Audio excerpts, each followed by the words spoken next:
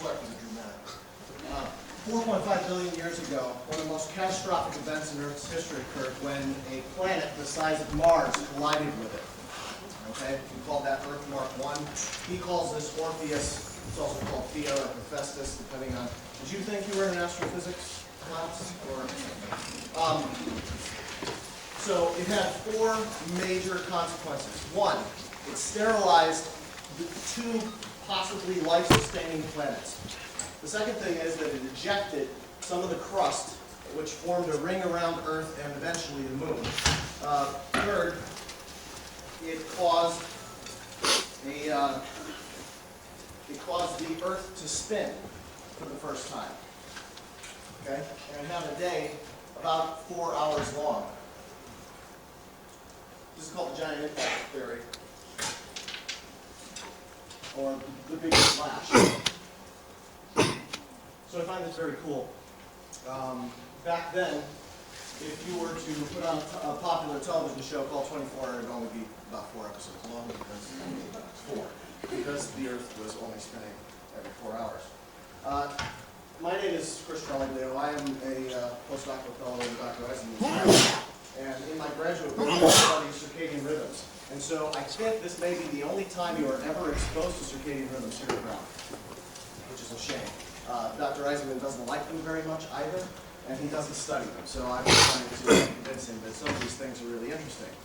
So I'd like to have a little fun, and like I just showed you, maybe whatever. So we'll try to make this as interesting as possible, but there is a lot of material, and I've been asked to sort of condense an entire course I teach into one lecture, which is insane.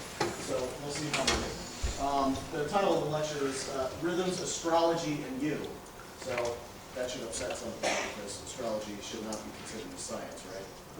Anybody here believe in astrology? Anybody? Yeah? All right. So, you're that guy. Circadian encoding in the mammalian brain. So we're going to talk about a couple different things. First, my thing will work. The first thing is going to be about rhythms. It's going to be a background about circadian rhythms. All right, have you been exposed to circadian rhythms at all? You have? Okay, where? In Neuro 1. Neuro 1. Okay, it was like a lecture, or it was just like, we have these things. Okay, oh, sleep lecture. Yeah, so circadian biologists and sleep people don't really get along very well, because sleep people get all of the funding and we don't. And yet the entire sleep thing is based on circadian rhythms, so whatever. So I'm going to talk about origins, properties, ecological and evolutionary interests. I'm going to try to keep this interesting from an evolutionary and ecological standpoint, okay? Why they're important. I'm going to talk very briefly about model systems we use to study it, entrainment, which is one of the fundamental properties of circadian rhythms, some anatomy, molecular genetics. Then I'm going to get into part 2, which is about astrology. And this is a very cool story based on some primary data, which is circadian neural imprinting and seasonal encoding in the circadian clock.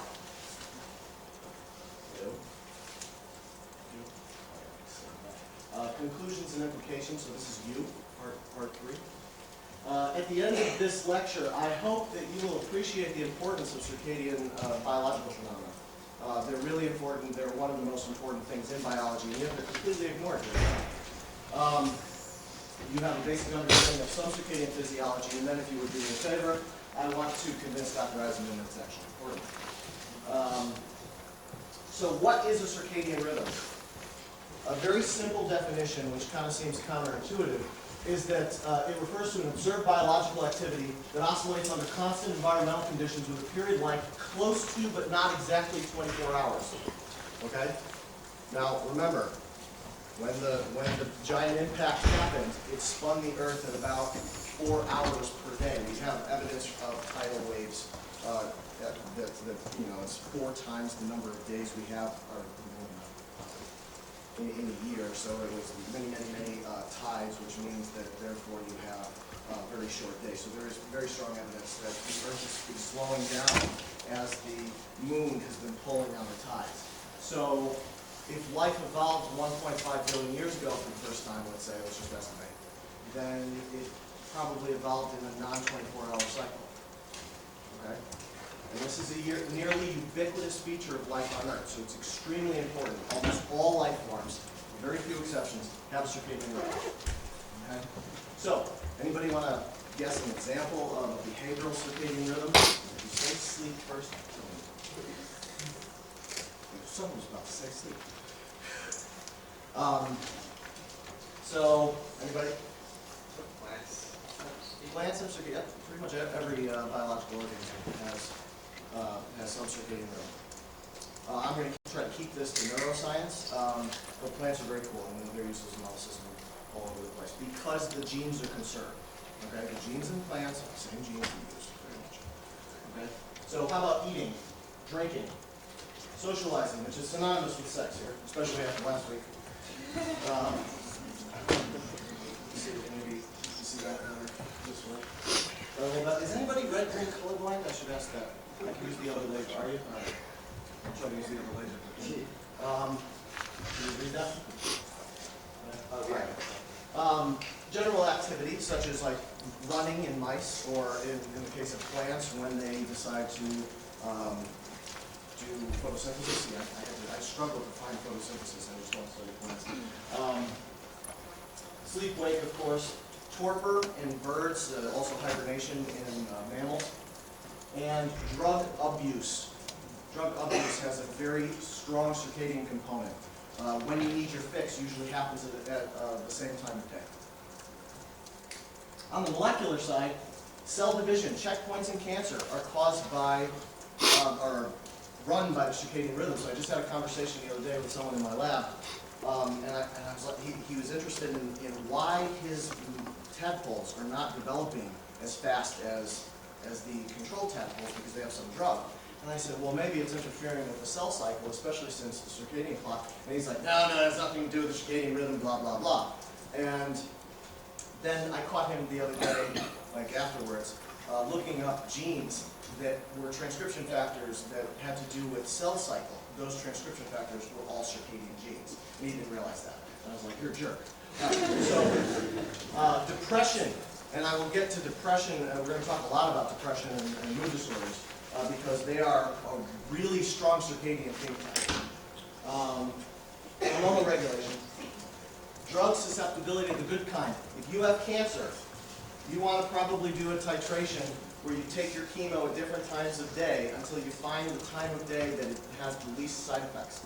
Okay, the nausea and all that stuff. Because of cell division being controlled by the clock, if you have your chemo at the same time every day where it's not interfering with cell division, you probably have fewer side effects. So drug susceptibility, even your regular prescription drugs. Ladies, if you take birth control, you're supposed to take it at the same time, every single day. There's a reason for that. There are three main properties of circadian clocks. The first one is that it's about 24 hours, but not exactly equal to. I will try to get you this lecture as a PDF, so don't worry about that. The second thing, which we're not, wait a minute first, I have to say. I was going to make it, so last time I was putting this together, I was going to make a joke about seeing Jurassic Park, but then I realized that Jurassic Park came out when he was born. Right? 1993? Are you all 93s around there, right? 92, so you might have been there with your parents if they were cool. Anyway, one of the things that bothers me about Jurassic Park, and this is completely joking, I'm not that big, I am a nerd, but I'm not that big, is that there's a problem with having dinosaurs in a modern day world. Anybody want to tell me what they think that is based on what I've already said? The day is much longer than it was in the Jurassic period when these guys were late Jurassic, when these were roaming the earth. Okay? In the late Jurassic, it was about 21 hours long. So they're constantly trying to adjust to the day, and that leads to certain problems. Anyway, haha, it's funny. Okay. Temperature compensation. I'm not going to talk about that, but you've probably taken biochemistry, or maybe you're in it now. What is a property of increasing temperature on biochemical reactions?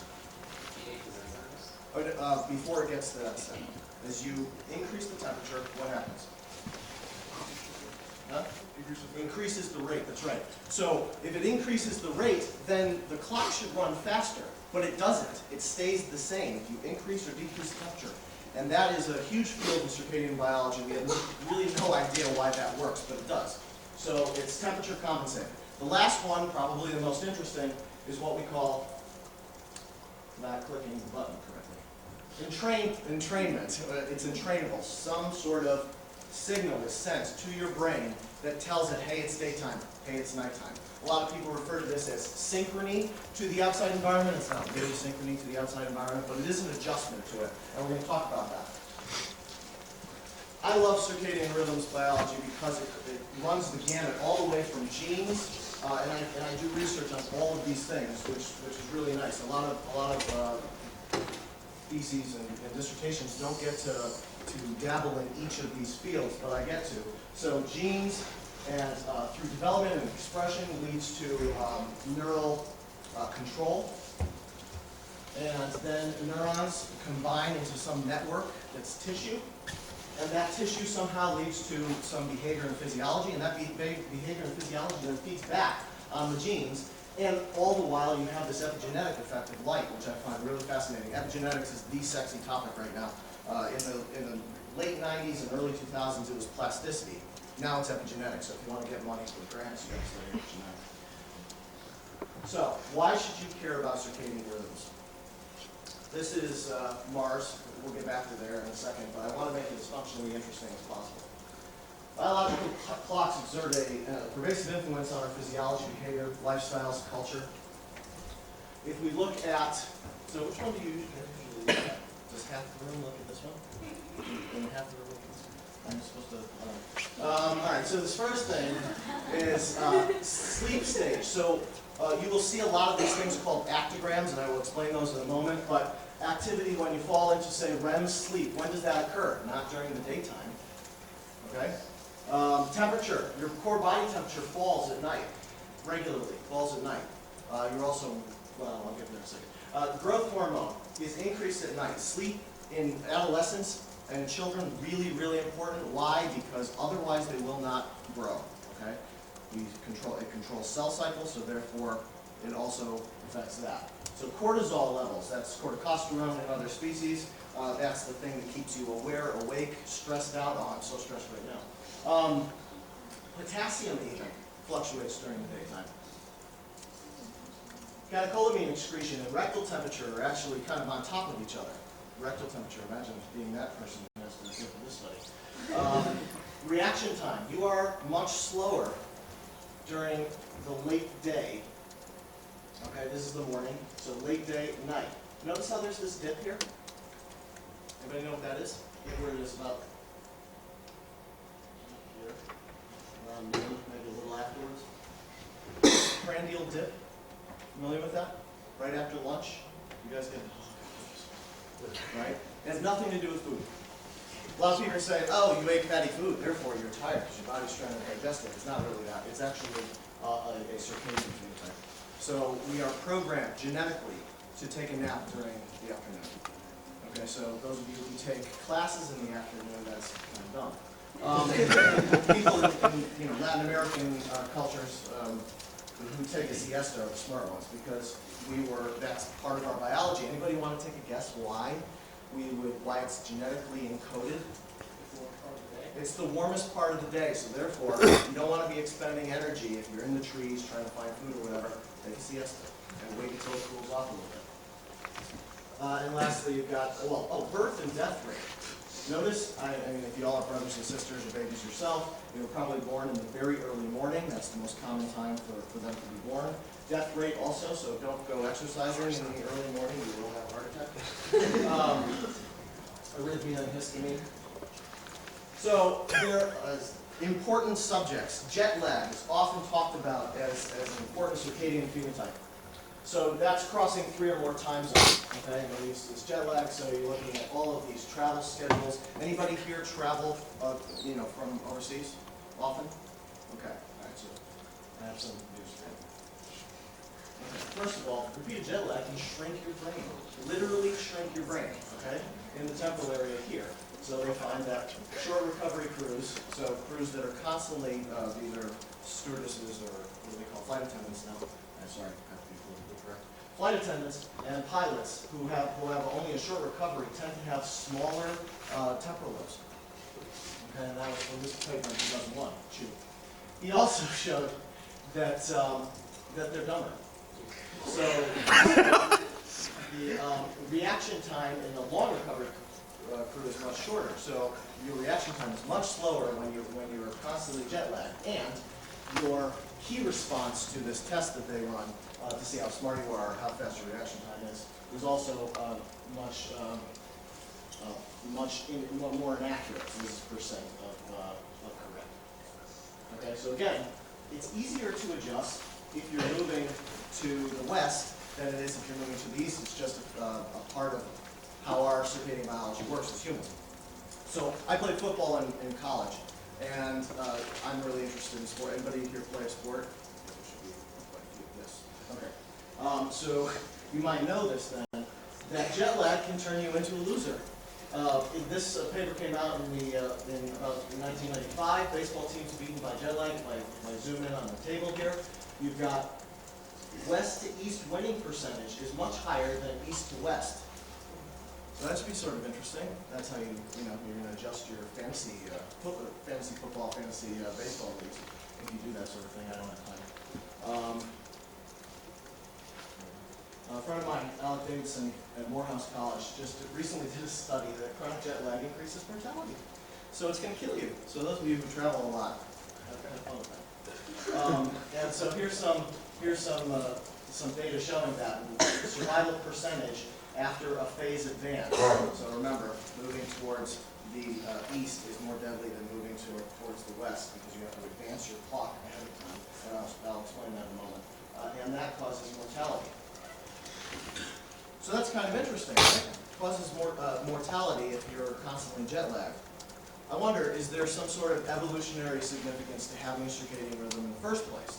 It is a biologically conserved, ubiquitous feature of life on Earth, so it must kind of be important, right? But it's very hard to prove if having a circadian rhythm is actually going to affect whether you live or die, right? So when I was in college, I got to meet Pat DeCourcy, who at the time was 85, so she must be 95, 96. She's still doing research. It's crazy. She's awesome. Her sweetest old lady, and I beat her up about this study that she did, and she ended up publishing it, so anyway, she did this really cool study where she took chipmunks and put them into a pen, and she was studying their circadian behavior in a kind of wild situation. They were still in captivity, but it was big captivity, and she wanted to see in nature how they would behave. The problem was, something bad happened during the study that was very fortuitous. A weasel snuck into the pen and killed some of the chipmunks. And that got her thinking. So that was a preliminary study. And that got her thinking, gee, I wonder if we can actually run a study where we collar these chipmunks and let them out into the wild, and we'll see who survives, the ones with a clock or the ones without. And the ones without a clock are the ones that have their main biological clock in their brain removed, and I'll get there. And that's called SENX. And what you see is that the proportion of surviving lesioned mice is much lower, okay, survival rate, than those that were either sham surgery or controls, didn't have any surgery at all. So apparently having a clock is a good idea. Now think about this ecologically or evolutionarily. If you're a rodent like this, you live in a burrow, okay? If you come out too early, you're dead. If you come out too late, you've missed food. Okay? So it's very important to have your circadian rhythm working. This is one of my dissertation advisors, Carl Johnson. He did a very cool study. I think this is the only non-neuroscience related thing I'm going to show you, but on cyanobacteria, so very ancient bacteria that photosynthesizes and stuff.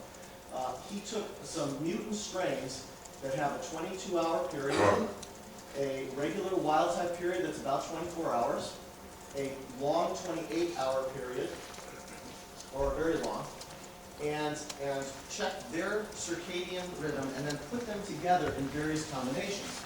So, if you were put in a 22-hour light cycle, okay, instead of, this is called the T cycle, instead of a 24-hour light cycle, the 22-hour mutants would win. They'd actually outcompete the ones that were normal wild type. But if you put them in a 15-15, so longer than 24 hours. Put them in that life cycle, 30-hour life cycle, the wild types would win. So actual direct competition showing that the circadian clock is important for not dying. 28, same thing. Okay, and then if you compete the 22s versus the 28s, obviously they're going to, whatever resonance they have, if they're a 22, they'll do better in 22. If they're a 28, they'll do better in 28. And we think that, so I don't know, have you guys talked about evolution of brain structures in this class at all? So there's this theory that the brain itself is actually a kind of a response to early chemo sensation. Okay, so maybe you had something that was in the water, in the ancient oceans, you had something that was sensitive to chemicals. So one of the most ancient structures in our brains are olfactory bulbs.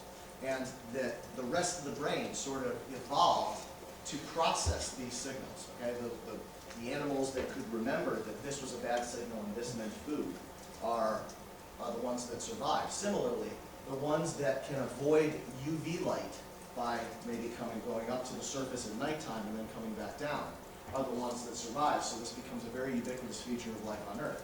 So when we talk about model systems, I'll get there. Okay, so why do you care about circadian rhythms? Back to the Jurassic Park thing. Did you notice? Okay, you've all seen Jurassic Park, right? I was forced to watch it last night. It's a great movie. I shouldn't say forced to watch it. But notice the dinosaurs were all sick. This Triceratops was sick. There was a Brachiosaurus who sneezed on Lex, right? He was sick. She was sick. It was all women. She was sick. Anybody have a theory why? So we're giving you a hint already. This is my own theory. I don't think it's even in the book. Anybody read the book? Yeah, because it's in the book. Did they explain why? No. Why they were all sick. So I haven't read the book, but I have a theory. Okay, it's kind of nerdy. That these animals are supposed to be in a non-24-hour light cycle, right? And so if you're constantly screwing up their clock, they're constantly getting jet lagged. And if you're constantly getting jet lagged, you are more susceptible to being sick. You're also more susceptible to death. So there you are. So model systems. Very, very briefly. Most of the stuff I'm going to show you is in humans or mice or rats. But we use a whole bunch of other ones. Goniolics, cockroach. Terry Page at Vanderbilt does tons of great work on cockroaches. And a lot of what we understand about memory and how circadian rhythms affect memory is actually studied in cockroaches. Hamsters, which I used in college. Bullivilliana is a sea snail. There's the pineal glands from pretty much any species, because in some species it's photosensitive. So like a rooster crows early in the morning because their skulls are actually semi-transparent. The light actually goes through their skull, hits their photosensitive pineal gland, and the pineal gland is an important part of the circadian clock mechanism, and turns it on, and all of a sudden they're crowing as soon as there's light.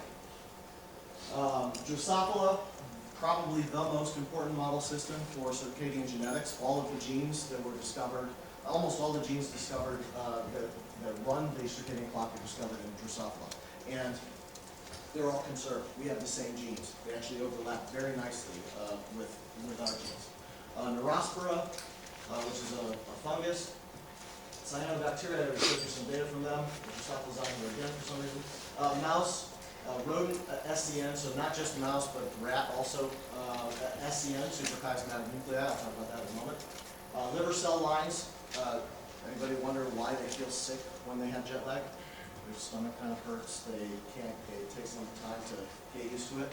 Their clock, your clock, adjusts fairly quickly, but the rest of your body's clocks, because all your tissues have clocks, takes some time to actually catch up.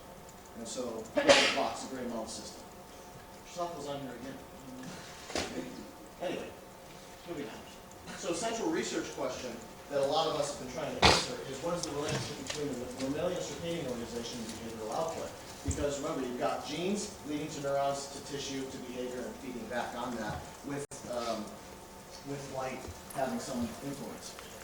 So topic number one that we're going to talk about is entrainment. The steady-state relationship between the external environment and biological clock. So, I like to use the example of a graduate student when we talk graduate students tend to have really screwed up clocks because they're much more busy than undergraduate students. So, because they're dedicated,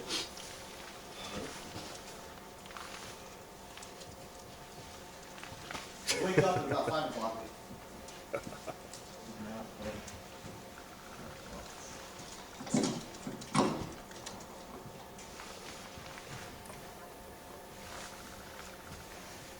They'll eat, maybe arrive at the lab at 6 because they're dedicated. Actually, the guy I talked about who was looking up those basic helix motifs, he actually arrived probably about 6 o'clock this morning. Pretty graduate. Classes and meetings, you have lunch, you have more classes and meetings. You do have the postprandial dip. You might go back to your room or whatever, have dinner. You have about 45 minutes for socializing. You have to answer all of the stupid departmental emails that we get, and that takes 3 hours.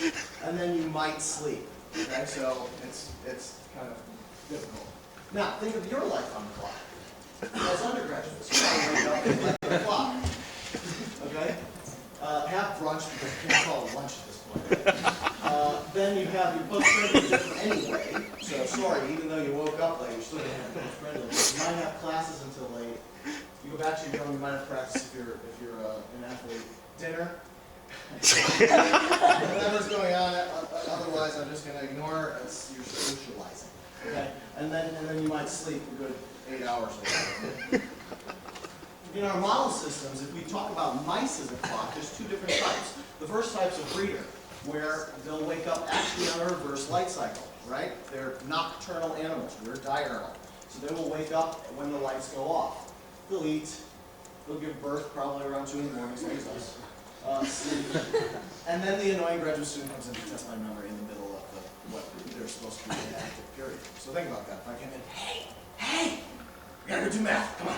You know, it's a terrible, and so many people ask me, I consult on things, and they'll be like, I don't know what's wrong with my experiments. It's so weird. Well, because did you do it during the daytime? Yeah, why? Okay, well then it's not applicable. Okay, you can't.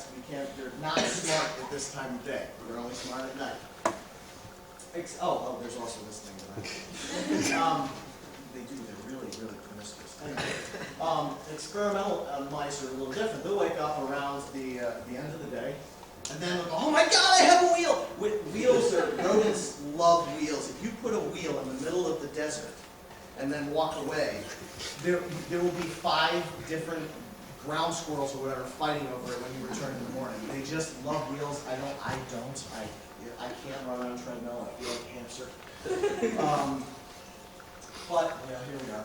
So there are different ways to study this. Wheel is the classic way of studying circadian activity. It's like God's gift to circadian biologists, and I think it's stupid because you miss all of the off-wheel activity. They're not eating while running on the wheel, so you don't get that activity. So we actually have developed this infrared monitoring system, which comes in handy, and I'll show you some data from that too. So in these cages, or we actually call the big boxes that they're put in coffins, I don't know why, they have a tightly controlled environment, which includes temperature, humidity, air quality, food, water as needed, access to a wheel, and light cycles control. Essentially, their life is better than mine. Now, this is the first good example of an actogram.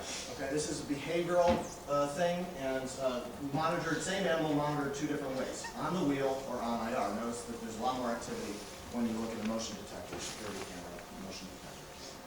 And so every one of these black ticks is going to be revolutions on a wheel over, say, a 5-minute bid. When they're in the lights, it's kind of hard to see. Can you see the yellow and the gray? So the yellows here is daytime, and you'll see that they're strictly entrained to the end of daytime, and they run at night. Okay? If you were to shift that 6 hours, so that's equivalent to flying to where? London, maybe. It takes them a little bit to actually get used to it. Okay? This is jet lag in mice, and they didn't move. All I did was change the light cycle, and all of a sudden they're jet lagged. And so it takes a while, but they'll eventually come back to the side of the light cycle and be very consistent again. Okay? If you were to put them into constant darkness, they will free run, okay, with their own period. Notice that it's not 24 hours, because circadian rhythms are generally, with few exceptions like hamsters, not exactly 24 hours. This needs some flexibility. If you put them into a light cycle again, it will phase delay them until they're, not jet-lagged anymore. So we're going to be talking about entrainment, and entrainment generally is that there is some light cycle, some stimulus that comes into, say, our eye, or comes in somehow, and gets processed by the brain and leads to some sort of behavior, but also physiological side effects or physiological processes like cell division, all those molecular things I told you about. All right, so this is really complicated. It's not really complicated, but it's the whole point of the circadian rhythm is to maintain some consistent, what we call phase angle. It's this thing, psi. The relationship between the outside environment and your internal clock has to be maintained from day to day. That's the point of the circadian rhythm. Okay? So if we look at the Zeitgeber, anybody speak German? I'm going to murder this language right now. This is a Zeitgeber, okay? A Zeitgeber just means time giver, okay? And generally we're talking about light when we're talking about Zeitgebers. But you'll have dawn where the lights come on, and then dusk where the lights go off. It's a fairly square pulse. This up above is the biological response to that, where you have some waveform, maybe gene expression, maybe electrical activity. And the relationship between, say, the peak, between any point, you can choose the middle of this, you can choose the peak, you can choose the trough, doesn't matter. It's always going to be conserved between the stimulus and the clock itself. And we call that phase angle. Where it turns on is called phi, it's onset. And the distance between stimuli, so onset to onset, is called T. So when I said T cycles, if it's 22 hours, 11 and 11, okay, that's a T cycle. And if you're measuring the actual biological period, it's tau. Okay? Alpha is the activity. So we call from here to here activity, alpha. And the inactive period from here to here, we call rho. So, rho, alpha. Make sense? This is very important for understanding the rest of the lecture. And forgive me, I do tend to say things like tau and assume that you know what I'm talking about. So if you stop me at any point if you have any questions. Okay. I'm sorry? Rho is inactivity. This R. Okay? So Zeitgebers are time givers. Generally it's light, but temperature can be a Zeitgeber. They're temperature compensated. The clock still works the same, but you can't actually set the clock by temperature. You can set the clock by air pressure, mealtime, hoarding, wheel running, singing in the shower, social behavior. One of my colleagues at Vanderbilt told me about a problem that he was having where for some reason his mice would only start running, they would always start running a little earlier than lights off, and it didn't make any sense. And it turned out that there was a washing machine on the other side of the wall that was always on at the same time every day, and they actually set their clock by the washing machine instead of the lights and the vibrations of the washing machine.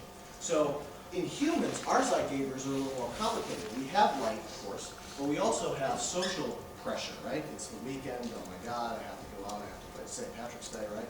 I have to go out and drink. Drinking, by the way, causes a phase advance, so that's why you wake up earlier when you drink, even though you really want to sleep because your head's killing. This is kind of a funny list. One class, they asked a question about Zeitgebers, and these were the answers they gave, and none of them were correct. Zitterburgers and Zeitburgers and, yeah, Zeitgebers. But anyway, Zeitgeber, that's it. So, entrainment. The period of the circadian oscillator must be modified to be equal to the environmental signal. So the environmental signal, that's the independent factor. That thing's not going to change. Okay, that's T. Okay, the circadian rhythm must be equal to T. So tau must equal T. The rhythm must adopt a stable phase angle. That's the point of the circadian rhythm. You have to have the correct phase angle. I must always get up at the same time. If I get up at different times, it's not really going to help you have circadian rhythm. When released into a free run, the rhythm must begin its free run from its normally entrained phase angle. What that means is, look, see how here, you can see that it started just around where it started the day before. If it started way over here, then that's not right. You know, that's not a conserved phase angle. There can't be any masking, so mice are terrified of light. They hate light. They're photophobic. And that makes sense. That's why they run along walls. They're only active at night. They hate light. And so there's this non-circadian phenotype called masking where they will not be active during the daytime just because it's daytime. So that's not a circadian thing and has nothing to do with entrainment. And then there are limits biologically. You can't put a mouse in a 30-hour light cycle and expect them to entrain because it really depends on how far they can advance and how far they can delay. So Colin Pittendrigg is called the father of chronobiology. He was the director of Hopkins Marine Station at Stanford University. He had a very analytical, quantitative approach and tested formal conception. His papers are so, not stupid, dense. Like there's so much data. I read them once a year, and I learn something new every time I read them. But they're extremely dense, and I'm not actually going to show you much data from them because they're just too hard to understand. He tries to put in 15 different factors into one figure, and it's impossible to interpret. He used many organisms, primarily Drosophila in mice. So his model of entrainment was something we call discrete or non-parametric, meaning that light pulses were the thing that mattered. A light pulse in the daytime, maybe a light pulse at night, but you could entrain to one, say, 5-minute light pulse, and you'll be entrained every day. And he did this in mice. And it can be stated mathematically, and I haven't actually tested these, but I already said this, and this is important. T must be equal to tau. So, if the light cycle, probably should have written this differently. No, that doesn't make any sense, right? It should be tau based on t. There we go. If t is 24 hours, then tau should be equal to about 24 hours. If t is 28 hours, good luck. It should be equal to 28 hours, or you're not going to entrain her. So that's the point of entrainment. So phase response curves. This is kind of complicated, but it should be kind of cool, I think. A phase response curve maps how you respond as an animal to, say, a pulse of light. If I were to put you in constant darkness, because I'm a Nazi or something, if I'm to put you in constant darkness and then give you a light pulse every once in a while, see how you react. So your clock will, say, in the case of this night-active organism, if you give it a light pulse during the daytime, subjective day, it should do nothing to the clock because it's daytime, right? It shouldn't set the clock. But as you approach nighttime, if you give that pulse in early subjective night, it causes a delay, and you see that here. Okay, it causes a delay, a change in. This is the phase shift in hours, causes a phase shift where you will delay. This makes sense because if, let's say, you go to bed at 10 o'clock every night because you're boring. You go to bed at 10 o'clock every night, and all of a sudden you go to bed at 11 o'clock. Your clock has to delay because it thinks, oh, gee, it's still light, I need to adjust. Okay? And opposite to that, in the very late subjective night, you get something called an advance. So you wake up earlier. Make sense? So when I talk about delays and advances, that's what I'm talking about. Alcohol causes a phase advance, that's why you wake up early. Okay? Lights in the subjective, pulling an all-nighter will probably delay your clock. In nocturnal animals, the delay region is much bigger than the, you'll see that right here. The delay region is much bigger than the advanced region. And this is multiple different species, and they always look the same. This is very well conserved. So the shape of the PRC is universal. Delays in the early night, advances in the late night, and there's this dead zone during the daytime when you're not responding to light. That makes perfect sense. You do, however, respond to other factors, and those are really important. In the dead zone, you may not respond to light, but you do respond to things like serotonin. You guys, have you done neurotransmitters yet? Yes? Good. So PRCs as tools. I'm going to do this really quickly because we're going to take a break in a moment. So this is the motion of the pacemaker. A phase advance. So this is actually showing, here's the PRC normally, and now we're going to give a pulse of light here in the late subjective night. What happens to the clock? It shifts forward. So you see that now it's forward. Where it would have been right here normally, it's shifted forward. Okay? And opposite to that, in the early subjective night, you get a light pulse here. It will actually cause that to delay relative to its control. Make sense? I'm seeing lost in this. That's weird. Okay. This is I'm asked to do the impossible and explain all of circadian rhythms in the lecture, but I'm trying. So here's an example of a day active long and short tau. So we're day active, and if say interesting fact about humans, our clocks tend to run longer than 24 hours. So if I were to put you in your own environment, it would, by yourself, away from a light cycle, a reinforced light cycle, you would probably run with about a 24 and a half to 25 hour period, just naturally. Because again, you can't have a clock period at 24 hours. It has to be either more or less, with very few exceptions. So in this case, let's say our clock period is 25 hours. When I put you in a 22-hour light cycle, you will have to phase advance. But do the opposite. You have a 23-hour light cycle, because maybe you're a night active animal, and I put you in 26, you will have to delay after the shift, so that you always wake up at the same time.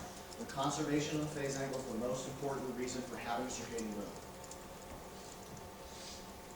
So, again, dead zone, delay, and advance. This thing here can be wildly inaccurate. You could delay, you can advance, but when it's something like 12 hours, you can't really tell if it's a delay or advance, right? So sometimes they become asymptotic.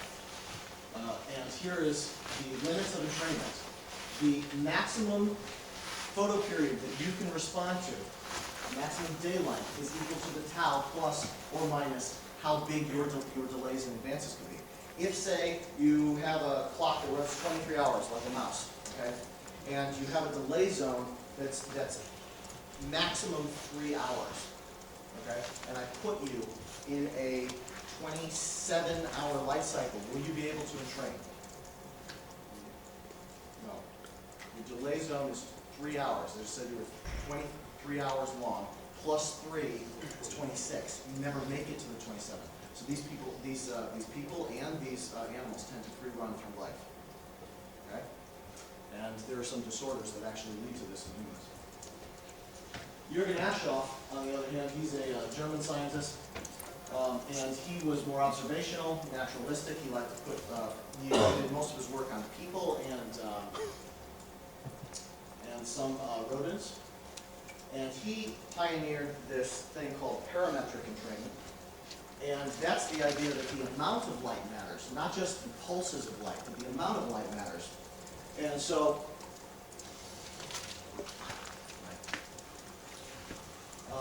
environmental light continuously adjusts the period of the pacemaker by altering its velocity. So the more light you get, the slower the clock becomes. And his first rule was that there's a difference between nocturnal and diurnal animals. The reason that nocturnal animals tend to have a shorter period is that they have to delay. They need bigger delay zones, okay, because they see light less because they're nocturnal. You see an inherent problem in being nocturnal and trying to entrain? When do you see the light? You know? So the more light you see, if you come out of your burrow and you see some light, it's going to have a delaying effect, and that's important to make tau equal to T. In diurnal animals, it's the opposite. We have bigger advanced zones because we entrain to dawn instead of dusk. Second rule is that light acts differentially on circadian clocks of diurnal and nocturnal species, shortening tau of diurnal and lengthening tau of nocturnal. So if you get light as a diurnal human, it tends to shorten your tau. And if you get light as a mouse, it becomes really, really long. And this has changed recently. I'm not going to actually go into that. The person who was pioneering some of those studies with Pittenberg has done a lot of studies, and he's very analytical, very mathematical, and has shown that that's actually probably not true, but we're not sure, so I'm not going to go into So supporting evidence. So what he did was he took a whole bunch of different species and gave them different intensities of illumination, okay? And as the intensity increased in nocturnal species, they would lengthen their period. So this is just showing over the course of intensity of illumination, lengthening of period. Nocturnal species like fish, reptiles, birds, mammals, they all tend to lengthen. But the opposite is true for diurnal species. As you increase the illumination, they tend to become shorter and shorter. This thing is really hard to understand, but I think is so cool. This is a velocity response curve. So you're familiar now with a phase response curve.